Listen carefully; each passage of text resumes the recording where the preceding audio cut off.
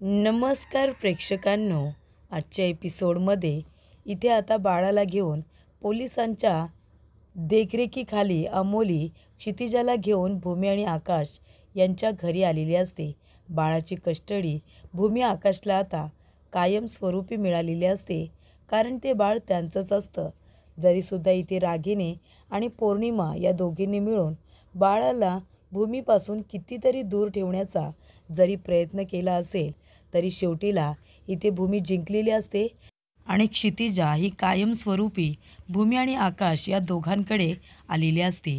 जेव्हा इथे हवालदार मॅडम आता क्षितिजाला भूमीच्या हातामध्ये देतात, तेव्हा भूमी आणि आकाश या दोघांना खूपच जास्त आनंद होतो, कारण शेवटीला त्यांचं बाळ त्यांच्या जवळ आलेलं असतं. पण इथे अमोलीचा चेहरा मात्र बघण्यासारखा झालेला असतो. जो त्रास तिने इथे 1-2 महिन्यांमध्ये भूमीला दिलेला असतो, तो सगळा त्रास तिला आता एका दिवसामध्ये होतोय की काय असं तिला वाटतं. जेव्हा इथे भूमी आणि आकाशला क्षितिजाबरोबर अमोली आनंदामध्ये बघते, तेव्हा तिला ते बघवत नाही. तिला फार वाईट वाटतं आणि ती तिथून निघून जाणार. तेवढ्यातच इथे भूमी म्हणत असते की मोठी आई, अगं कुठे जातेस तू? तेव्हा लगेचच अमोली तिथे उभी राहते. तेव्हा भूमी तिच्या जवळ जाते आणि म्हणत असते की अमोली, तू जे काही वागलीस ते चुकीचं नव्हतं. तू जे काही वागलीस ते क्षितिजाच्या प्रेमापोटी वागलीस ना, बरोबर की नाही? तुझं क्षितिजावरती किती जास्त प्रेम आहे ते मला माहिती नाही आहे का? तुझं तिच्यावरती खूप प्रेम आहे आणि त्या प्रेमापोटीच तू माझ्याबरोबर वाईट वागलीस. मी सुद्धा चुकीची वागलेच ना, मी सुद्धा मध्ये मध्ये चुकीची वागले. तेव्हा अमोली म्हणते नाही नाही भूमी, तू चुकीची नव्हतीस. तेव्हा भूमी म्हणत असते की नाही, मी चुकीची वागले आणि तेव्हा तू माझ्याबरोबर तशी वागत होतीस. तेव्हा स्वतःला दोष देणं बंद कर. अमोली म्हणते नाही भूमी, माझं चुकलं. मी तुला क्षितिजापासून लांब ठेवलं. मी तिला भेटू दिलं नाही, तिच्याबरोबर खेळू दिलं नाही. त्यासाठी खरंच तू मला माफ कर. तेव्हा भूमी म्हणत असते की हे बघ अमोली, अगं तू क्षितिजाची आईच आहेस, मोठी आई. कारण क्षितिजा आमच्यापासून जेव्हा दूर झाली होती, तेव्हा ती तुला आणि पारितोषला सापडली होती. तेव्हा तू तिला आईचं प्रेम दिलंस. मी जरी देवकी असले ना अमोली, तरीसुद्धा तू क्षितिजाची यशोदा आई आहेस, कारण मी तिला जन्म दिला. पण तू तिचं संगोपन केलंस ना आत्तापर्यंत. तू तिला आईची माया दिलीस, लहानाचं मोठं केलंस. अमोली, अगं जेव्हा जेव्हा क्षितिजा आजारी पडली, तिने काही खाल्लं नाही, ती कधी दूध प्यायली नाही, तर तूसुद्धा उपाशी राहिलीस ना तिच्यासाठी. ती जर आजारी असेल तर तूसुद्धा रात्रभर तिच्यासाठी जागलीस ना. मग मी हे सगळं कसं काय नाकारू? मी नाही नाकारू शकत, कारण तू हे सगळं तिच्यासाठी केलं आहेस. माझ्याबरोबर तू जे काही वागलीस ते तू तिच्या प्रेमापोटी वागलीस, हे मी समजू शकते. तेव्हा अमोली म्हणत असते की भूमी, खरंच मला माफ कर, माझं चुकलं. मी तुझ्याबरोबर खूप वाईट वागले गं, खूप वाईट. म्हणजे मला असं वाटत होतं की क्षितिजा माझ्यापासून दूर होते की काय, मनोभाव माझ्यापासून दूर होते की काय. प्रत्येक वेळेला मला तुझ्यामध्ये आणि तिच्यामध्ये काहीतरी कनेक्शन आहे हे सातत्याने जाणवत होतं, की तुम्ही दोघीजणी एकमेकींसाठी काहीतरी आहात. तुमच्या दोघींचं खूप घट्ट असं कनेक्शन आहे हे प्रत्येक वेळी मला जाणवत होतं आणि म्हणूनच मी इन्सिक्युअर होत होते.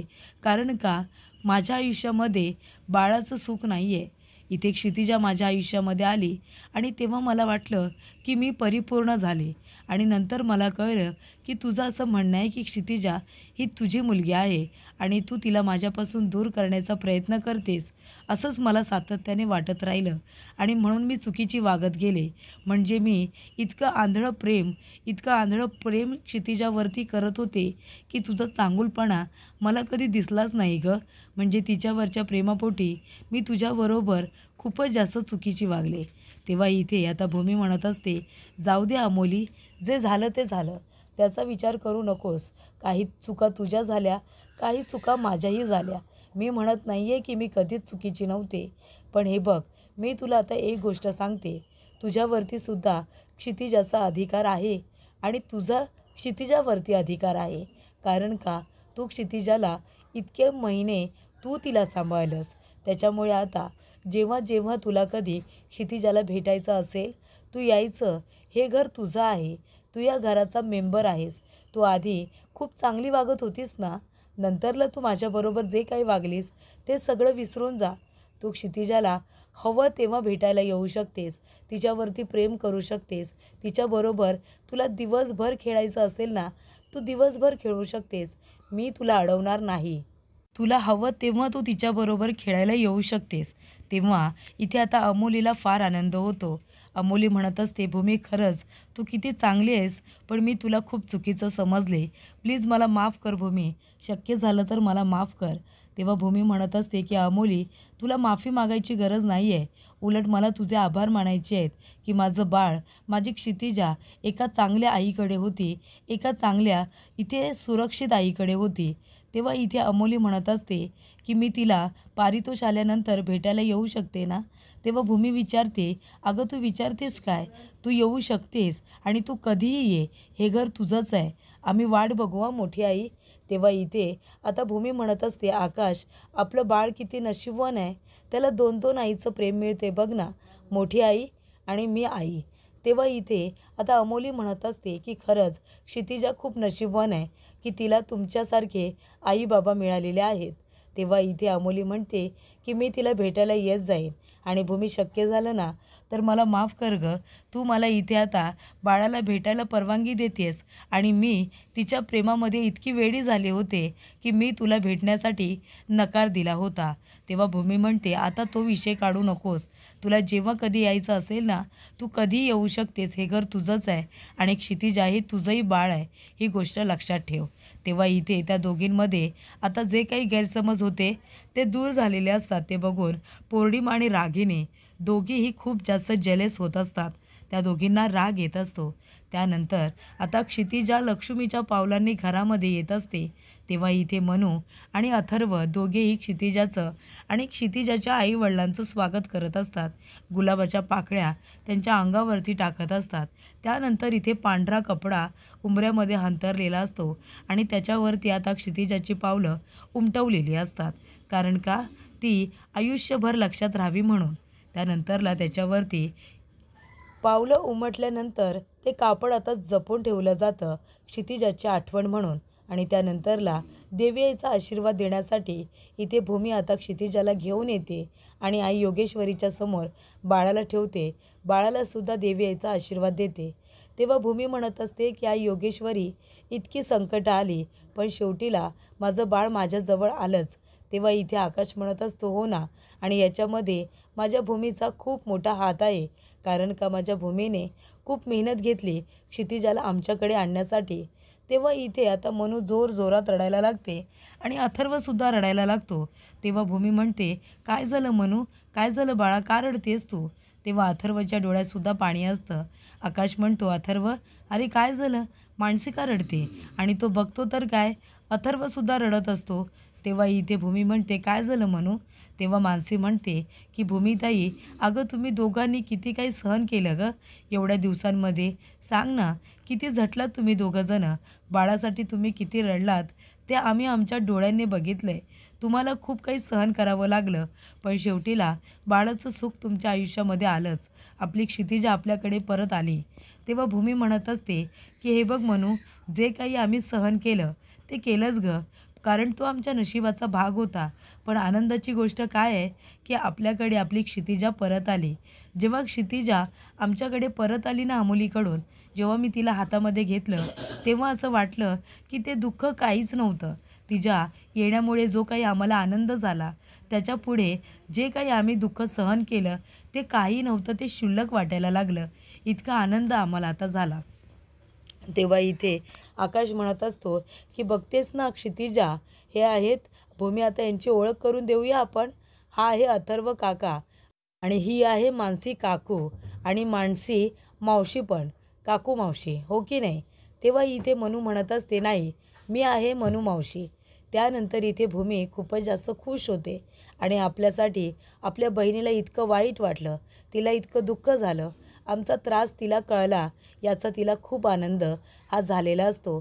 त्यानंतर इथे आकाश म्हणत असतो की क्षितिजा, अथर्व काका आणि तुझी मनू मावशी आमच्या दोघांवरती वेड्यासारखं प्रेम करतात, आम्हाला खूप जीव लावतात. बरं आता तुला त्यांच्याकडे सुद्धा जायचं आहे ना. तेव्हा इथे अथर्व म्हणतो, आकाश माझ्याकडे दे. आणि अथर्व म्हणतो, काय हवं आहे तुला क्षितिजा? तुला चॉकलेट हवं आहे का की कॅडबेरी हवी आहे? सांग बरं तुला काय हवं आहे. तेव्हा इथे आता अथर्वने हातामध्ये क्षितिजाला घेतलेलं असतं आणि तो तिला खेळवत असतो. तेव्हा इथे मानसी म्हणत असते, अथर्व आता माझ्याकडे दे बरं. तेव्हा अथर्व म्हणतो, नाही तुझ्याकडे नाही, मीच खेळवणार. तेव्हा इथे आता पौर्णिमा बघत असते अथर्व आणि मानसी दोघेही जण किती जीव लावताय क्षितिजाला. इथे आता इतके प्रयत्न केले तिने किती अमोलीच्या मनामध्ये विष पेरण्याचं काम केलं, पण शेवटीला आकाश आणि भूमीकडे क्षितिजा परत आलीच. तेव्हा इथे भूमी म्हणत असते, आकाश आपण आपल्या क्षितिजाला तिचं घर दाखवूया का, तिच्या हक्काचं घर. चल म्हणू आपण जाऊया क्षितिजाला आता तिच्या हक्काचं घर दाखवूया. तेव्हा इथे क्षितिजाला घेऊन ते लोक गेलेले असतात. तेव्हा पौर्णिमा बघत असते, जळत असते. इतके प्रयत्न करूनसुद्धा काही उपयोग झाला नाही असं तिला वाटत असतं. शेवटीला सत्य हे जिंकलेलं असतंच. त्यानंतर इथे छान आता डेकोरेशन होत असतं. मानसी म्हणत असते की अथर्व छान सजवा, एकदम आपल्या क्षितिजाला आवडलं पाहिजे. तेव्हा इकडे आता आकाश आणि भूमी दोघेजणं सगळीकडे क्षितिजाला फिरवत असतात. दोघेही आईबाबा खूपच जास्त खुश झालेले असतात. आकाशला आणि भूमीला फार आनंद झालेला असतो की क्षितिजा त्यांच्याकडे परत आलेली असते. तेव्हा इथे आता मानसी विचारत असते, ताई काय मग आपल्या बाळाला गार्डन दाखवलंच की नाही? तेव्हा भूमी म्हणते, दाखवलं ना. गार्डनमध्ये गेल्यानंतर तर एवढी खुश झाली. आकाश म्हणतो की माझ्याकडून भूमीकडे, भूमीकडून माझ्याकडे नुसती टुनटुन उड्या मारत होती. तेव्हा अथर्व म्हणतो, मग काय, आता ती स्वतःच्या घरी आली आहे ना, मग खुश तर होणारच. तेव्हा इथे अथर्व म्हणतो की हे बघ सगळी तयारी झाली आहे, सगळं डेकोरेशन झालं आहे, आता फक्त केक आणायचा आणि केक कट करायचा आहे. तेव्हा मानसी म्हणते, केक मी ऑर्डर केला आहे, मी तो घेऊन येते. तेव्हा ती आता केक आणायला येतच असते. तेवढ्यातच इथे पौर्णिमा आणि प्रेक्षकांनो इथे एक विचित्र असा केक तयार करून आणलेला असतो, खूपच जास्त खतरनाक. आणि तो केक तिने मुद्दामून तयार केलेला असतो, इथे भूमीच्या आनंदावरती विझण टाकायचं असतं म्हणून. तेव्हा तो केक आणल्यानंतर इथे आता पौर्णिमा तो केक आता फ्रीजमध्ये लपून ठेवते आणि जो केक मानसीने ऑर्डर केलेला असतो तो केक ते आता खाली ठेवते आणि त्याच्यावरती भाज्या वगैरे कोंबून ठेवते. आणि तिने स्वतः जो डेंजरस केक आणलेला असतो तो तिने सगळ्यात वरती ठेवलेला असतो, ज्या ठिकाणी मानसीने केक ठेवलेला असतो तिथे. त्यानंतर इथे मानसीने खूप सुंदर केक ऑर्डर केलेला असतो, वेलकम होम क्षितिजा असं नाव वगैरे टाकलेलं असतं. पण पौर्णिमा तो केक आता खाली लपून ठेवते, त्याच्यावरती भाज्या वगैरे कोंबून ठेवते आणि तिने आणलेला केक वरती. तोपर्यंत इथे आता मानसी येत असते केक घ्यायला. तेव्हा पौर्णिमा केक ठेवून तिथून आता पळून गेलेली असते. तेवढ्यातच मानसी किचनमध्ये जाते आणि तिने ज्या ठिकाणी आता केक ठेवलेला असतो तो केक ती बाहेर काढते.